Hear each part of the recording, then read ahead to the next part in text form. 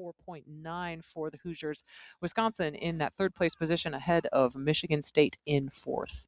Woo, look at this beautiful setting that we are in, Adrian. Gorgeous shots of the surrounding area and the Folsom area just off to the far end of the lake here. Maybe instead of heading back to Santa Cruz, I'll go on to Tahoe. It's pretty nice. I'm ready for summer, though, I'm telling you. But yeah, this is absolutely beautiful. One of the premier race courses. And, to note, every weekend coming up for the next several will be a championship weekend here for the Aquatic Center. And they will be hosting the men's national championships, the IRAs. You'll be back for that in end of May. Yep, whether you like it or not, I'll be here. You can't stop me. I'll be back, as well as for the WCC championships on that big championship conference weekend for women's NCAA racing. So hope to see you back here, some of you, for that or both. Who knows? It'll be a party both times. We're looking forward to it. Looks like we're back up to the start now for our first flight of the women's 4th Varsity 8s and our first 6-boat race of the program, which is incredible because we've had a lot of races come down the track already, but this one's a full slate for us, Adrian. Yeah, the 4v8. So again, could be some athletes within their first year of rowing. A lot of these teams that host the really big rosters, being able to bring these athletes out in their travel squad is really a boon to the program because it helps to give these guys that experience that they need, and then being able to line up 6 boats across. I mean, you're not going to be able to get that in many places until you get to those championship races. Yeah, so this event, the 4V event, is going to be a little bit more sparsely populated than some of our other events, just simply because of number of bodies. Not every roster, one, has this number of people at home, period. 2, can bring every single one of these people on a big trip like this. So we have fewer of these entries, so these guys will get to see each other a bunch of times over the weekend, which is exciting. But even just looking at this lineup that we have right now, University of Washington, Indiana, Minnesota, UCLA, Wisconsin, and Ohio State, we have seen some very, very good racing and some really close matchups between a couple of these programs already all throughout the day, and some of the other boat classes. In particular, these crews from UCLA and Ohio State, I think, have faced off and matched up really, really well in some of the other boat classes, as well as these crews from Minnesota and Indiana. So will that cross over into this 4th Varsity 8? Again, this event can be a bit of an anomaly just because younger athletes, a little bit less experienced athletes, potentially not always as consistent or predictable, we might say, and you don't when know, we're dealing with this population. And you don't know necessarily what's behind them. I mean, is there a 5v8 and a 6v8? I mean, there's that's also true. Again, there's the push and what it takes to get into these boats is still quite, it's a lot of work. It's quite a lot of work. And right now it looks like a lot of work to just get these boats aligned. We're taking a look at maybe a little bit of breeze, but I don't think that's doing that much up at the start. It could just be, the little bit of experience required to get into the stake boats. A lot of races across the country are a floating start where you don't have a starting platform. So this is good experience. And one thing that I will say about the refs is that they're very, very patient, especially with novice athletes. They are geared on safety and, wanting to make sure that this can also be a learning experience for those crews. Well, so important that you mentioned them. I think we have a moment maybe with the alignment issues at the start right now, just to talk a little bit about our referee and official staff that are here. Of course, we have Sheila Toll as our chief referee, who's put together an incredible panel of very experienced and accomplished women referees. We have all 20 referees that are here are all women. That was a huge point of pride for Sheila when she put together this team. So we were so excited to hear that when she let us know about that on the pre-race meeting, to have all of these women officials out here supporting all of these women athletes, many of whom were former college athletes as well. So they know the experience. They know how important it is to have that patience, Adrian. Yes. And, we love to see that. We had that huge representation of the female referees at the NCAA championships last year, many with Olympic experience. And it was just, to be able to serve back, to give back to your sport at that level. It's really just a testament to, to what rowing does for you as a person. You want to keep giving back and bringing that experience to the next generation. So thank you so much to the referees and officials that are here. helping us bring great races down the race course. So here we go, 4v8, 6 boats on the course. This is our first 6-boat race of the morning. And we have took a little bit of time to get our boats aligned, but it looks like we are off and running. Yep. Again, we're looking at the University of Washington, Indiana, Minnesota, UCLA, Wisconsin, and Ohio State. There we have everybody on the screen, and you can see it's a big lead already for the boat off to your left at the very top of your picture, that purple hull of the University of Washington.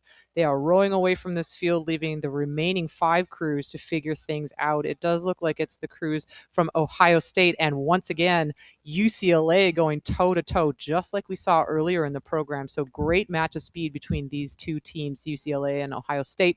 And I think, again, we're going to see a good matchup, too, as I was maybe alluding to earlier, between Indiana and Minnesota. Wisconsin still in the mix as well. Yes. And we didn't really know what to expect coming in to this 4V event, not a whole lot of race results. And when we spoke to one of the coaches mentioned, hey, this is the very first time that this crew has raced. And I'm just excited to see what they're able to pull off. So, that's one of the things that you chalk it up to experience.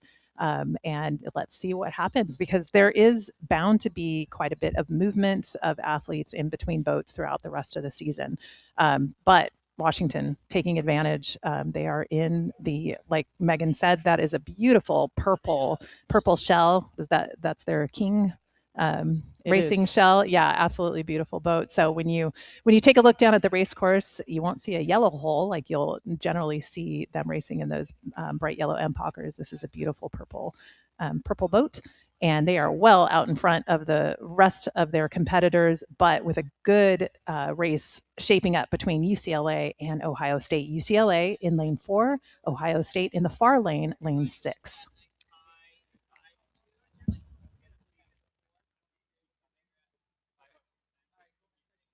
Yes, and again, because we're getting kind of deep into the rosters for a lot of these programs, digging into the 4th 8 of people, and not to mention a couple of 4s in between at this point. This is going to be one of maybe only a few racing opportunities that these athletes will have, as Adrian was mentioning. So I think what's exciting about this for these athletes, especially at a super high-profile event like the Big 10 Invitational, you got to seize it. You got to do everything you can with every stroke while you're out there, because there might not be that many more this season. What can you do to send the message to your coaches, to your teammates, to your competitors that you're making the most of the opportunity? You're going as fast as you can. You're a boat mover. You're a good teammate. You're a good athlete. You're doing all the stuff right to make sure that you're maximizing every single stroke, every single opportunity that you get if you don't get a lot of rips down the track in this season. Yeah. And, there's something to be said, again, for, being able to travel and see what that is all about, because that brings out a whole other level of athleticism. How you handle your recovery and your nutrition and your sleep, and sleeping in a room with 4 other people, and traveling on a plane and a bus, and all of that really adds up. And it is something that coaches can take a look at and say, like, hey, that person handled that pressure really, really well. Let's take a closer look. And that's kind of an example of what this 4V could be about. But wow, look at this great shot from the drone, where we really see the whole stretch of the field. It is quite spread out. University of Washington looking like they're maybe not quite as far away from UCLA and Ohio State as we had thought, but again, could be the angle that we're looking at right now. The angle. It could be the angle. But we're going to zoom in and take a nice shot here of the Golden Gophers of the University of Minnesota doing well in the middle of the field, just sticking to their race plan, sticking to their rhythm, and doing good work here to represent their program. Minnesota rowing out of lane 3. And looks like they have a great side-by-side competition coming down the course with University of Wisconsin. And again, awesome to see Wisconsin with a 4V. They are traditionally one of the larger programs in the country. So being able to host that 4th varsity 8 is a testament to the strength and the depth of that program. Only boat that's just a little bit off the back is going to be the University of Indiana. They're in lane 2. So I'm not sure whether or not these boats were seeded, or whether, I'm assuming that they are, but it is a pretty spread out field. And does look like it's, maybe tightening up a little bit between Washington, UCLA, and Ohio State. Well, I don't know about the tightening up between Washington and UCLA and Ohio State. I think we'll find out as they get a little bit closer to the media tent. It's definitely all on between UCLA and Ohio State. I mean, Washington has done a good job to get themselves into a pretty dominant position, but of course, we've talked about this, that momentum of when you are working really hard to get yourself ahead of another crew that's maybe not that lead crew. That energy is going to push you up toward the race leaders, who are maybe a little bit more prone to take the foot off the gas once they're in that comfortable position. So if they're not continuing to push in this Washington boat, we can see those second and third place crews start to drift back towards our race leaders. I think you're right, AJ, and they did end up closing the gap a little bit with that energy shift in that UCLA boat. Washington did do enough. It is still going to be just that bow to stern margin for the Huskies, a little bit open water, but UCLA has broken free of this crew from Ohio State over on the far side, open water back to them. And then we've got another gap back to our midfield crews from Wisconsin and Minnesota. It's going to be awfully tight between these two Midwest rivals. Gosh, isn't it? Minnesota, which I think just is going to get the better of Wisconsin, but a great fight that these two have had all the way down the track. It's going to come down to just a matter of seats between the Gophers and the Badgers. Oh, and a crab over in the Wisconsin boat just right before the line. If you're going to do it, that's the place to go. It's not going to change the outcome for the Badgers on this occasion. And Indiana wrapping it up for us here. A 6 boat across the line in this women's 4th varsity 8. Good recovery there, though, by the athlete in that Wisconsin boat. Unfortunate when you make a little bit of a technical error, but again, chalk it up to experience because it happens to everybody. Well, and I think the bow was probably actually already across the line. So again, if there was ever a time to have that happen in a race, she picked the absolute best time for it to happen. Now she's got it out of her system. It doesn't have to happen again. Way to go. That was strategic, high-level move. And unofficial finish times, Washington taking that win in a time of 6:38.2, UCLA in second, 6:44.3, with Ohio State coming in third in a time of 6:50.3, and then close between Minnesota and Wisconsin, 7:07 and 7:10. And then I didn't catch the last time there by Indiana.